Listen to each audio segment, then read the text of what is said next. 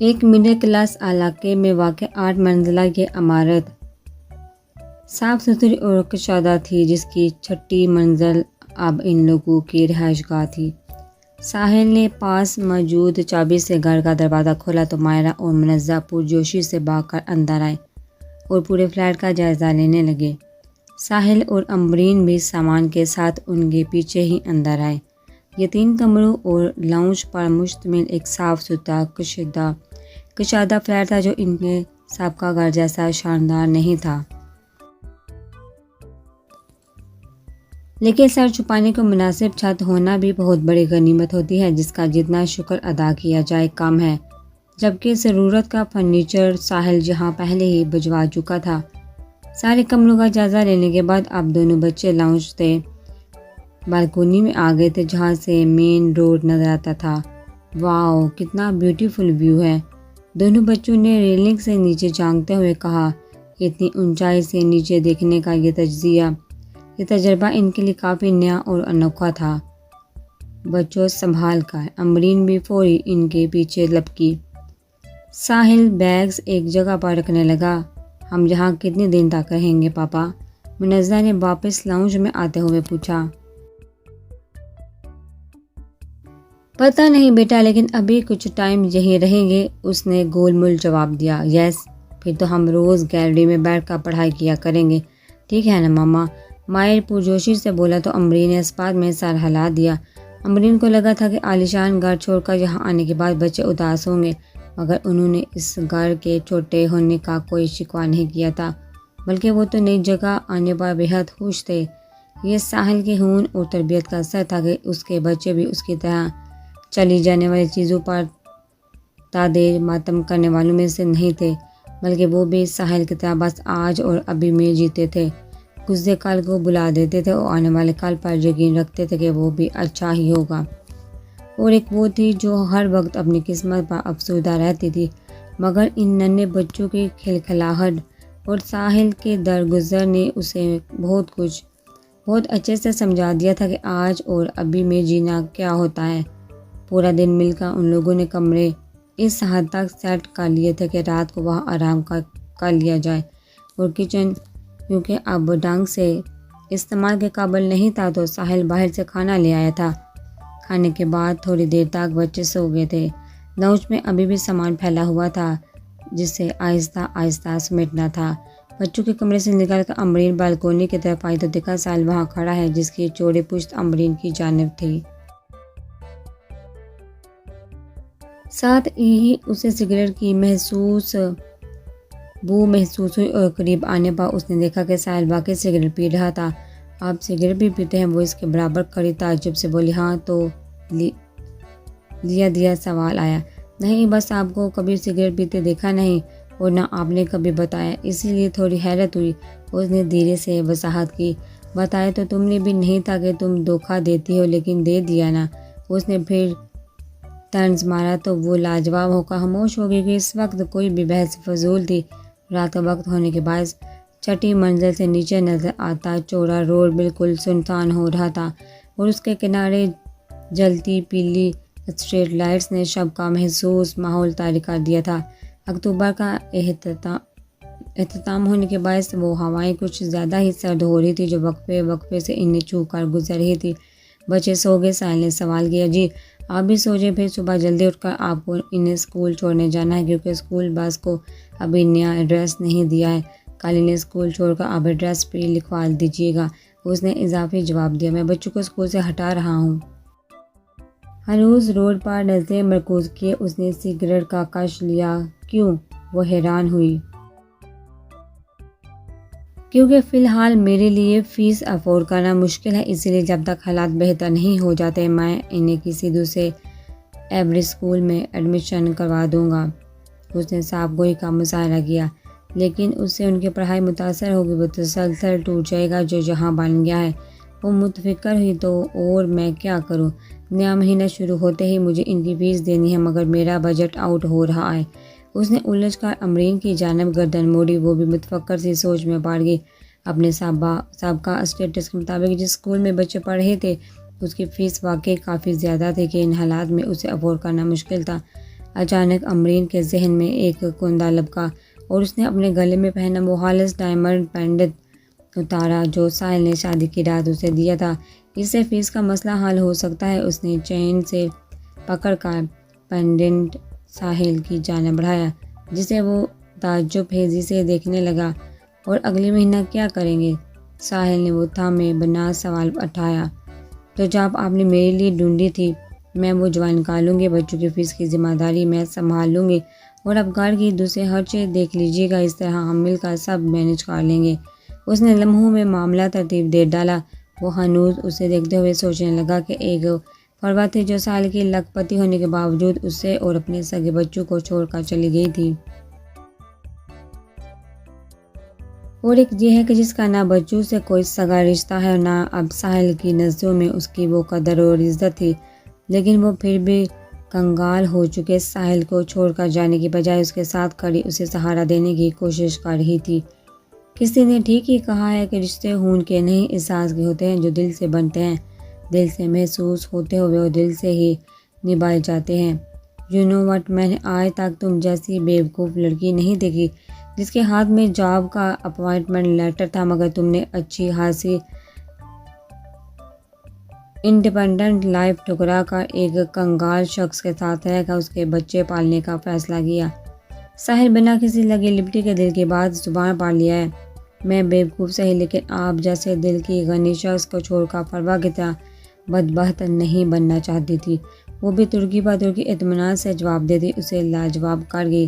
ساحل کو ابھی تک یقین نہیں آیا تھا کہ یہ وہی لڑکی ہے جس کے سامنے ٹھیک سے پلکیں بھی نہیں اٹھا پاتی تھی، اور قریب جانے پر گھبراہٹ کے مارے اس کی سانسوں میں طوفان برپا ہو جاتا تھا۔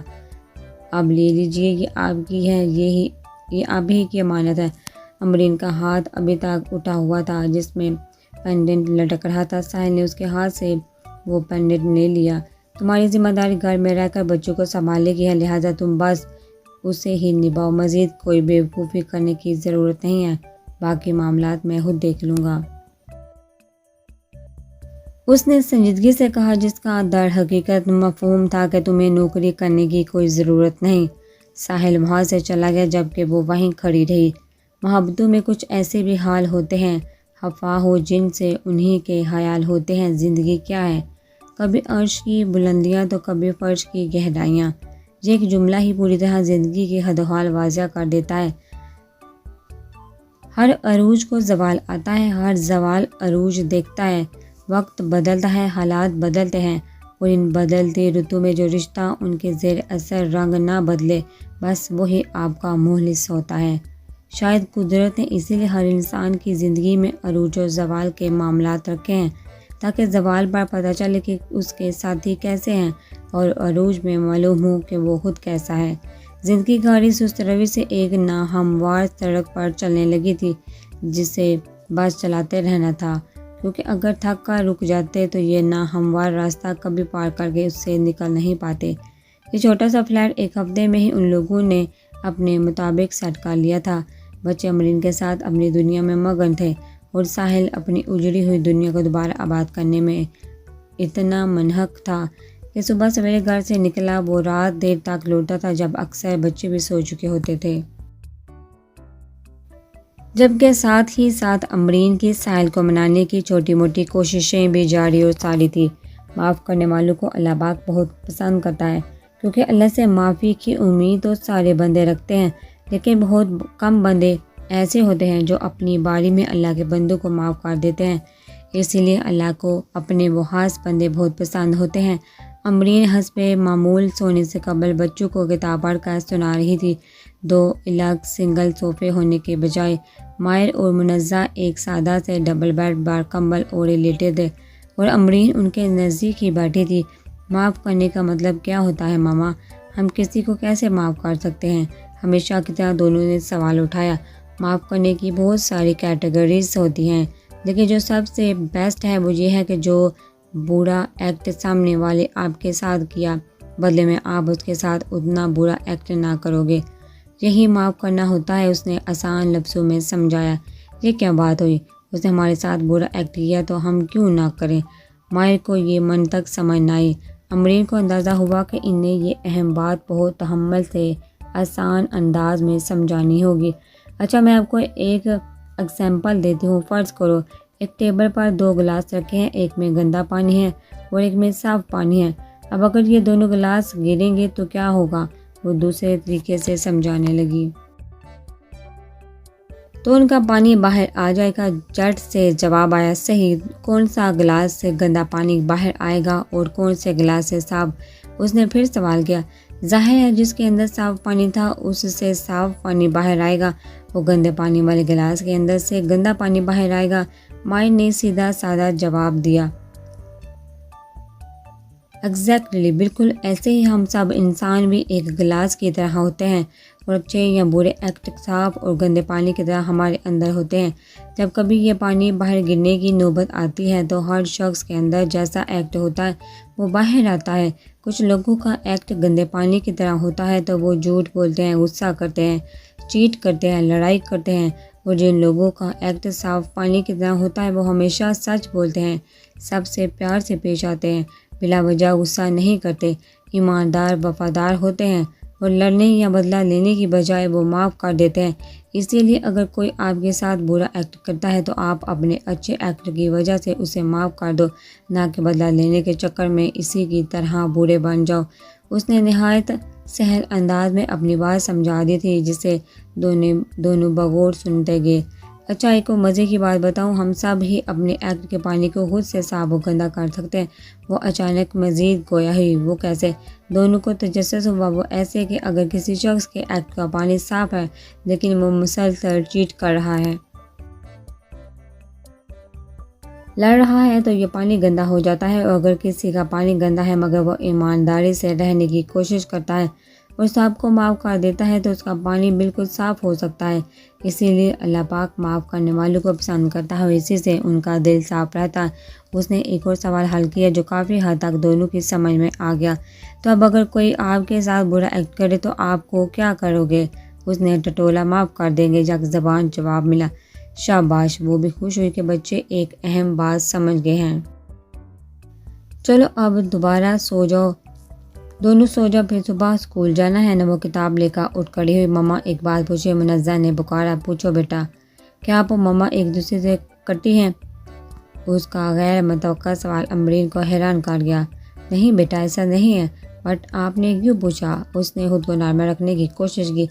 ایسے ہی ہمیں لگا شاید آپ لوگوں کٹی ہیں، اس لیے زیادہ بات نہیں کرتے اور الگ الگ روم میں سوتے ہیں۔ پہلے آپ لوگ ساتھ ساتھ سوتے تھے نا؟ اب کی بار مائر نے وضاحت جواب دیا۔ بچے بھی ان کے رشتے میں آیا کھچاؤ باندھ گئے تھے اور پہلے آپس میں بات چیت کرنے کے بعد بلاخر سیدھا امبرین سے ہی پوچھ لیا تھا۔ کٹی نہیں ہے، بس میں نے آپ کے پاپا کی ایک امپورٹنٹ چیز توڑ دی تھی، اسی لیے وہ مجھ سے تھوڑا ناراض ہے۔ وہ بھی بے بس انداز میں کہتی، واپس پیر پر بیٹھ کے کہ دل پر بڑھتے بوجھ کو آپ کوئی سننے والا چاہیے تھا، تو آپ پاپا سے سوری بول دینا، وہ ٹھیک ہو جائیں گے۔ منزہ نے جٹ سے مشورہ دیا۔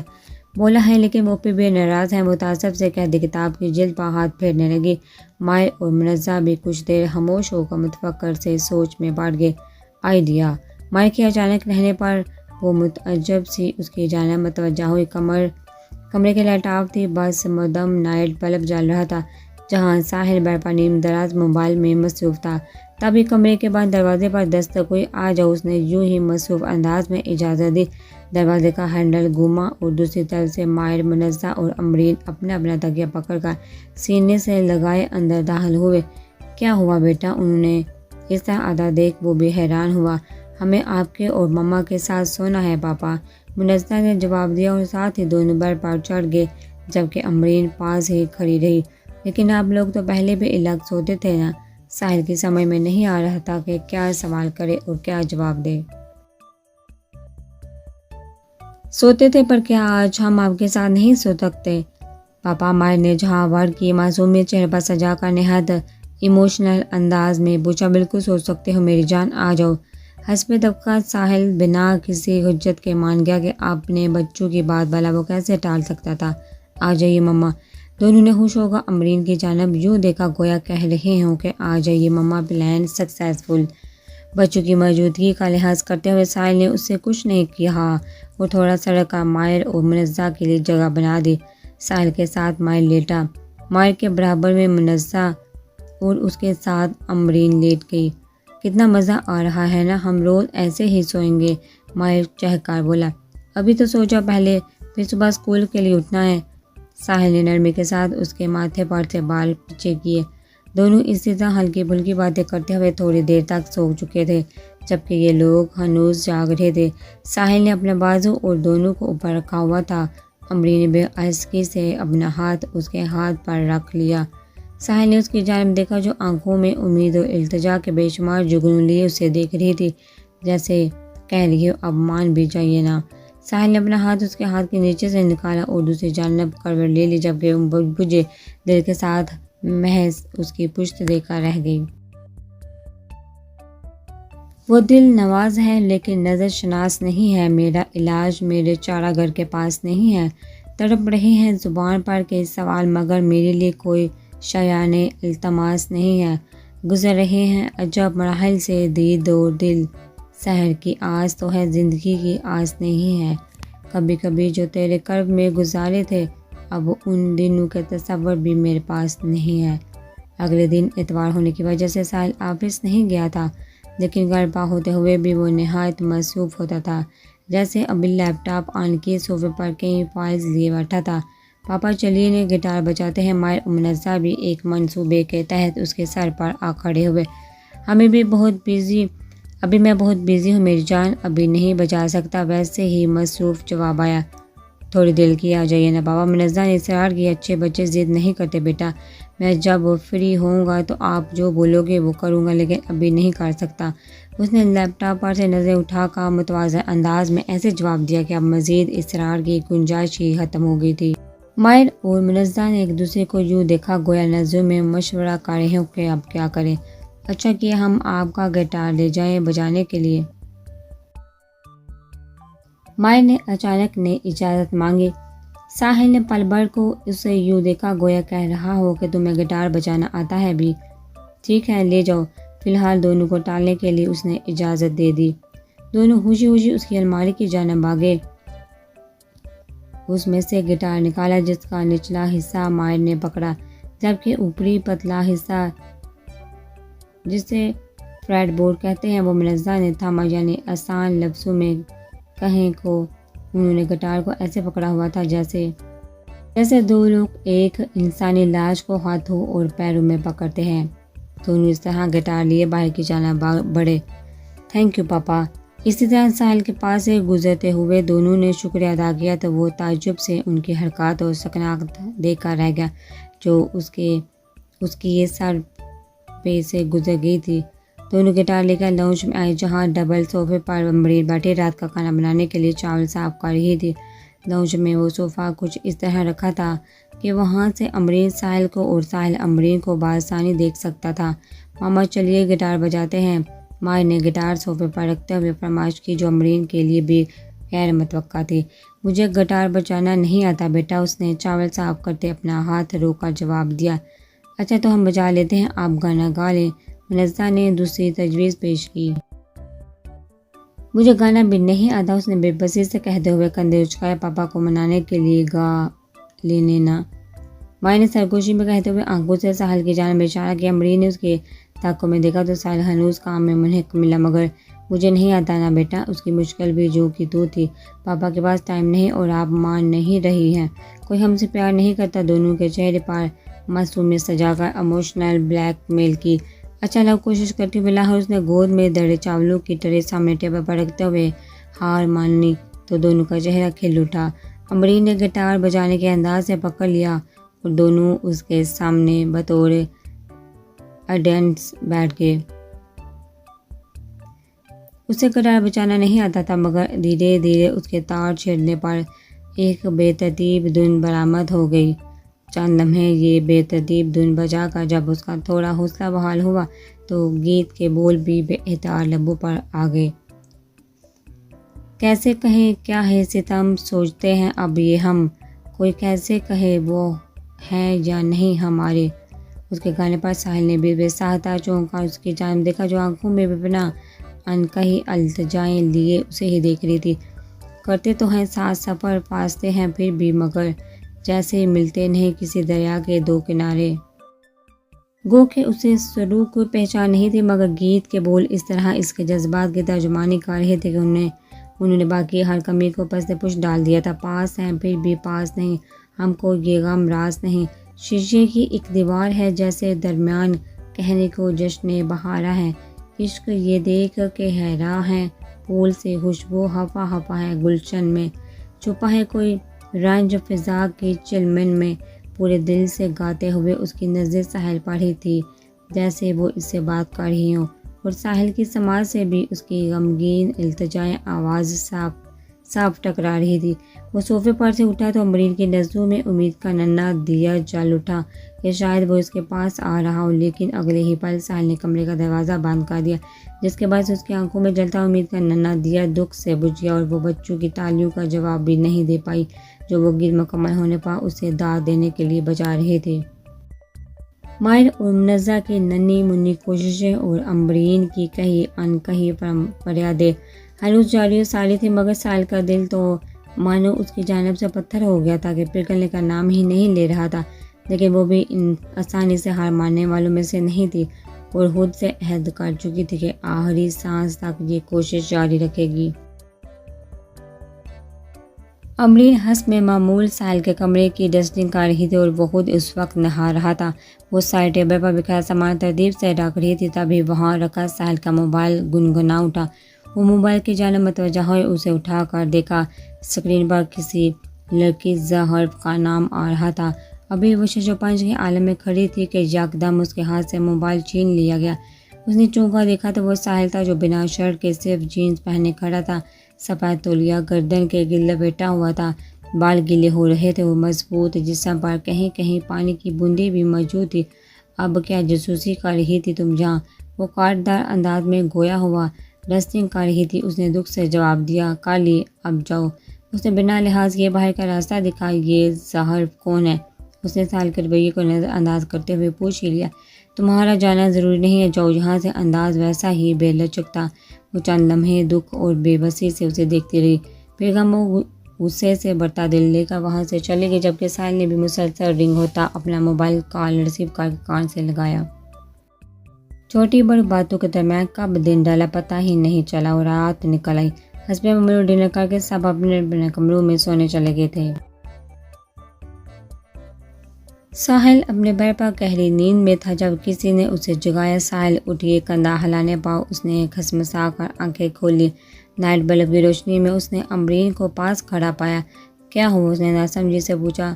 منزہ کو بخار ہو رہا ہے، دوائی لا دے، اس نے متفکر ہو کر کہا تو اگلے پل ساحل کی نیند بھی اڑ گئی اور وہ بھی تشویش زدہ سا اس کے ساتھ بچوں کے کمرے میں آیا۔ منزہ بیڈ پر کمبل اوڑھے لیٹی تھی اور ماہر اس کے نزدیک بیٹھا تھا۔ کیا ہوا میری جان؟ ساحل نے نزدیک بیٹھ کر اسے اپنے باہوں میں لیا۔ کچھ نہیں ہوا بابا، وہ کافی حد تک ہوش میں تھی۔ کیسے کچھ نہیں ہوا؟ دیکھو باہر ہو رہا ہے۔ ساحل نے اس کے گرد ماتھے پر ہاتھ رکھا جو ہلکا ہلکا تپ رہا تھا، کیونکہ باہر کی نوعیت شدید نہیں تھی۔ میں نے تھرمامیٹر سے چیک کیا تھا، بہت زیادہ نہیں ہے، لیکن اس سے پہلے کہ زیادہ ہو آپ میڈیکل سے دوائی لا دیں۔ امبرین بھی پریشان سی پاس ہی کھڑی تھی۔ اسے ڈاکٹر کے پاس ہی لے چلتے ہیں۔ ساحل کوئی رسک نہیں لینا چاہتا تھا۔ میں بھی چلوں پاپا؟ ماہر نے پوچھا۔ ہاں بیٹا، آپ کو گھر پر اکیلا تھوڑی چھوڑیں گے، ساحل نے پیار سے جواب دیا۔ اتنی مشکلات میں ایک غنیمت یہ تھی کہ ساحل کی گاڑی اب تک اس کے پاس ہے، ابھی اسے بیچنے کی نوبت نہیں آئی تھی، اسی لیے انہیں سفر میں آسانی ہوتی تھی۔ پچھلی نشست پر امبرین منزہ کو خود سے لگائے بیٹھی تھی، جبکہ ماہر ساحل کے ساتھ آگے فرنٹ سیٹ پر تھا۔ ماہ نومبر کا آغاز ہو گیا تھا، اسی لیے رات کے وقت سردی زور پکڑ لیتی تھی، جس کے باعث اکثر سڑکوں پر سناٹا ہو جایا کرتا تھا۔ فکر کی کوئی بات نہیں، معمولی سا موسمی بخار ہے، جو انجیکشن ابھی انہیں دیا ہے انشاءاللہ اس سے صبح تک ہی بخار بالکل اتر جائے گا۔ ساتھ ہی اگر ٹھنڈے پانی کی پٹی بھی رکھے تو وہ اور اچھا ہے۔ دیر عمر ڈاکٹر نے معائنے کے بعد تسلی کروائی۔ یہ ایک قریبی پرائیویٹ کلینک تھا جہاں سے ان لوگوں نے منزہ کا چیک اپ کروایا، اور ڈاکٹر کی بات سے اب دونوں کافی حد تک مطمئن ہو گئے تھے۔ دوائی لے کر وہ لوگ واپس جانے لگے تو راستے میں فوڈ اسٹریٹ آئی، جہاں سردی کی مناسبت سے سوپ وغیرہ کے اسٹال لگے ہوئے تھے، اور کافی لوگ اس سے لطف اندوز ہونے کے لیے وہاں رک گئے تھے، جس سے ایک پر رونق سما بن گیا تھا۔ پاپا سوپ پینا ہے۔ ماہر نے اسٹال لے کر سوپ پینے کی ضد پکڑ لی، جسے پورا کرتے ہوئے ساحل نے گاڑی وہاں روکی اور صاحب کے لیے ہی گاڑی میں سوپ منگوا لیا۔ ساحل اور ماہر گاڑی میں آگے بیٹھے سوپ پی رہے تھے، جبکہ امرین خود سوپ پینے کے ساتھ ساتھ منزہ کو بھی پلا رہی تھی۔ سوپ پی کر بل دینے کے بعد ساحل نے جیسے ہی گاڑی سٹارٹ کرنے کے لیے چابی گھمائی تو ایک چہکتی ہوئی آواز نے اس کی توجہ کھینچ لی۔ ساحل سر، ایک لڑکی خوشگوار حیرت سے کہتی ہوئی قریب آئی، جس کی جانب واقعی سب بھی متوجہ تھے۔ تم یہاں کیا کر رہی ہو؟ ساحل بھی اسے دیکھ کر حیران ہوا تھا۔ اپنی فیملی کے ساتھ سوپ پیتے ہوئے ونٹر وائبس انجوائے کرنے آئی ہوں۔ آپ بھی یقیناً اس لیے آئے ہوں گے نا اپنی فیملی کے ساتھ۔ لڑکی کافی چلبلی سی معلوم ہو رہی تھی۔ ہاں، یہ میری فیملی ہے، میرا بیٹا ماہر، بیٹی منزہ، اور جبکہ امرین کو اپنی بیوی کہنے کی بجائے بچوں کی ماما کہہ کر تعارف کروانا امرین کے دل میں چبھا۔ ہاں، ہائی لٹل چیمپ۔ لڑکی نے سویٹر کی جیب سے اپنا ہاتھ نکال کر کھڑکی سے اندر کر کے ماہر کی جانب بڑھایا، جسے اس نے سرد مہری سے تھام لیا، کیونکہ اس لڑکی کا ساحل سے بات کرنا اسے کچھ خاص اچھا نہیں لگا۔ آپ کے پاپا بہت باتیں کرتے ہیں آپ لوگوں کے بارے میں۔ اس کی گرم جوشی کا ماہر نے کچھ خاص جواب نہیں دیا۔ Hi ma'am, how are you? اب اس نے پچھلی نشست پر امرین سے مصافحہ کیا۔ آئی ایم زہر پہلے صرف ساحل سر کی اسسٹنٹ تھی اور اب بہت اچھی دوست بھی ہے، جو ہر مشکل وقت میں بہت ہی اچھے مشورے سمیت ایمانداری کے ساتھ بھی دیتی ہے۔ ابھی اس کی بات مکمل بھی نہیں ہوئی تھی کہ ساحل رخ موڑ کر بول پڑا، جس کے جواب میں زہر مسکرائی۔ امرین جو اس کا ہاتھ تھام کر خوش دلی سے جواب دینے لگی تھی، اس کا نام سن کر کھٹکی۔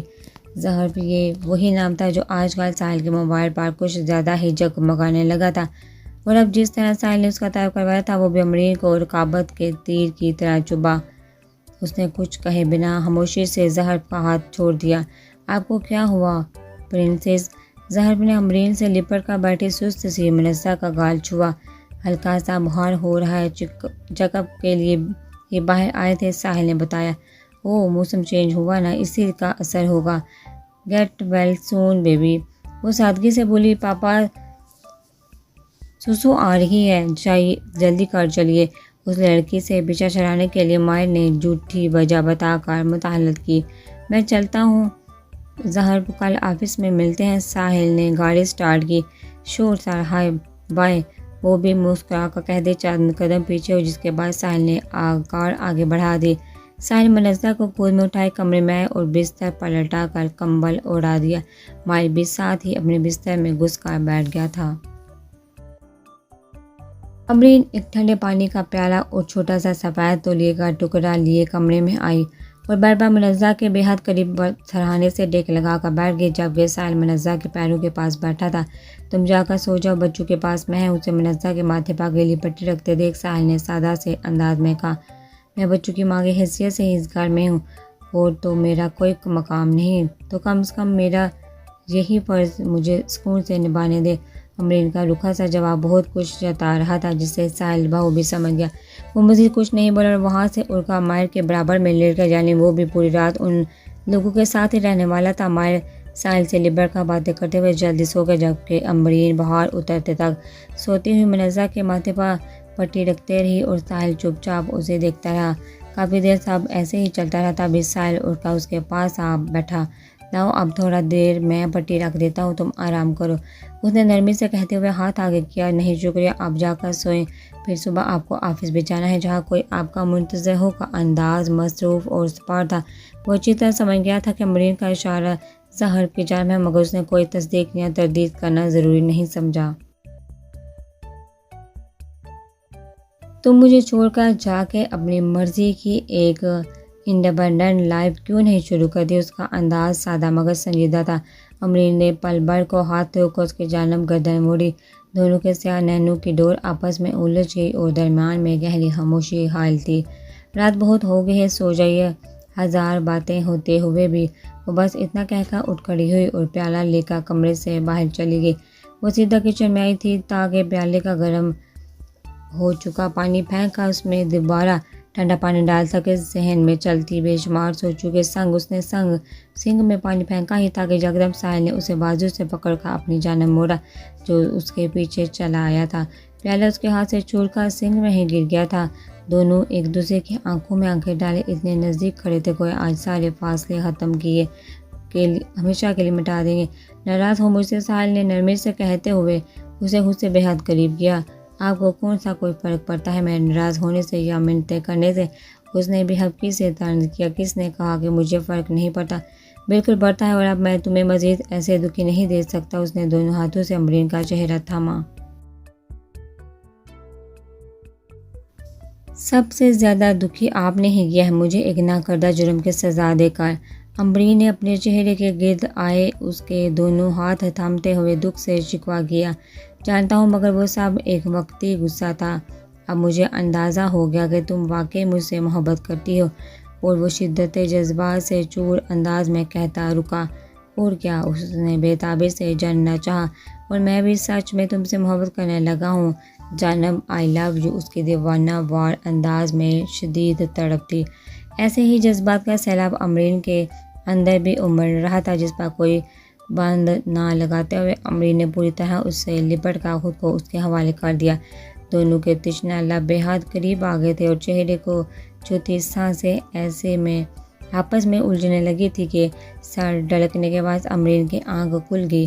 وہ منزہ کے سر پر پٹی رکھتے ہوئے بیٹھ کے سرہانے سے ٹیک لگائے کب سو گئی اسے پتہ ہی نہیں چلا۔ مائع منزہ اور ساحل تینوں بیڈ پر لیٹے ہوئے بے خبر سو رہے تھے، یعنی تھوڑی دیر قبل جو کچھ بھی ہوا وہ سراسر امبرین کا خواب تھا۔ کیا یہ کہنا زیادہ بہتر کہ اس کی شدید تر خواہش تھی جو پوری نہ ہونے کے باعث اس کی حواس پر چھانے لگی تھی۔ اس خوبصورت خواب کے ٹوٹنے پر وہ بجھے دل کے ساتھ حقیقت میں لوٹ آئی۔ اس نے منزہ کے ماتھے پر ہاتھ رکھا تو بخار بہت حد تک کم ہو چکا تھا، جو کہ کافی تسلی بخش بات تھی۔ گھڑی کی جانب دیکھا تو رات کے 3:15 بجنے کی خبر ہوئی، مطلب ابھی صبح ہونے میں وقت تھا۔ امبرین نے کھڑے ہو کر کمرے کے لائٹ بند کر کے نائٹ بلب جلائے اور خود بھی لیٹنے سے قبل ساحل کے پاس آئی جو بنا کمبل کے بے خبر سو رہا تھا۔ اس نے کمبل اڑا کر ماتھے پر آئے بال پیچھے کرتے ہوئے آہستگی سے وہاں سے وہاں بوسہ دیکھا۔ وہ خود بھی منزہ کے برابر میں لیٹ گئی جب تک نیند سے اس کی آنکھیں بند نہیں ہوئی۔ نائٹ بلب کی مدھم روشنی میں وہ اس شخص کو دیکھتی گئی جس سے بیک وقت اسے محبت تھی۔ اس کی بے روحی پر غصہ بھی آتا تھا اور اسے چھوڑ کر جانے کا تو وہ سوچ بھی نہیں سکتی تھی کہ جب کچھ مطلبی لوگوں کے لیے اس نے ساحل کی قربت جیلی تھی تو اب خود ساحل کے لیے وہ اس کی اتنی بے روحی تو جیل ہی سکتی تھی جو ساحل کا حق تھی۔